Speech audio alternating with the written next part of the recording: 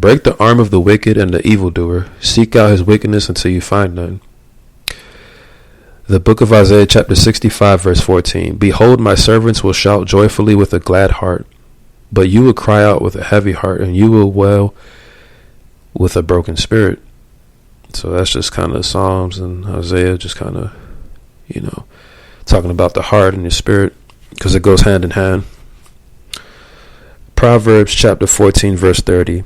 A tranquil heart is life to the body, but passion is rottenness to the bones. So let's see, the book of Job chapter 31 verse 39. If I have eaten its fruit without money, or have caused its owners to lose their lives. Let's see. The book of Ezekiel chapter 21 verse 6. As for you, son of man, groan with a breaking heart and bitter grief, groan in their sight. So this is all just kind of diving in and out about the heart and the condition of it. Let's see. Book of Psalm chapter 104 verse 15. And wine, which makes the heart glad, so that he may make his face glisten with oil, and food which sustains a man's heart. So sometimes just getting a decent drink can kind of calm you down a bit. Not that heavy, crazy stuff y'all be drinking. Like y'all be drinking the Hennessy and all that wild stuff. Get you like a nice, like wine cooler, like just something nice and relaxing. Sometimes that can make the heart glad, just a nice drink, not something too strong or too crazy.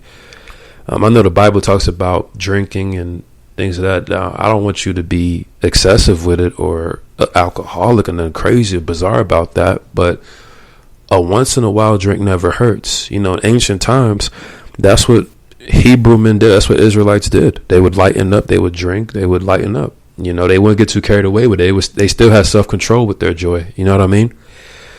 And then it says, and food which sustains a man's heart. So sometimes just getting a nice meal can make your heart feel good. I'm a foodie myself, so I love getting me some nice food, nice dessert. Man, that sometimes that can heal the heart. Just a nice drink and a nice meal can heal the heart as well. So we have to balance it and keep things in its proper place and moderate it correctly and not get too excessive or carried away with it, The book of Proverbs chapter 14 verse 10. The heart knows its own bitterness, and a stranger does not share its joy. So, hey man, don't let your heart wax cold, man. The book of Psalm chapter 51 verse 8. Make me to hear joy and gladness.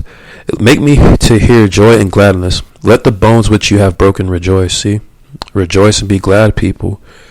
We need that in these times.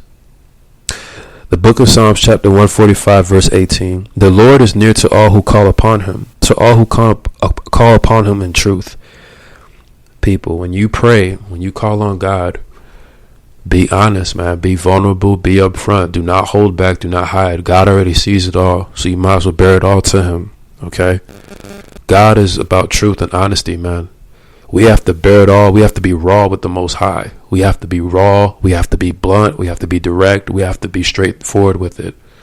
Stop beating around the bush about how you really feeling about stuff. Stop holding yourself back.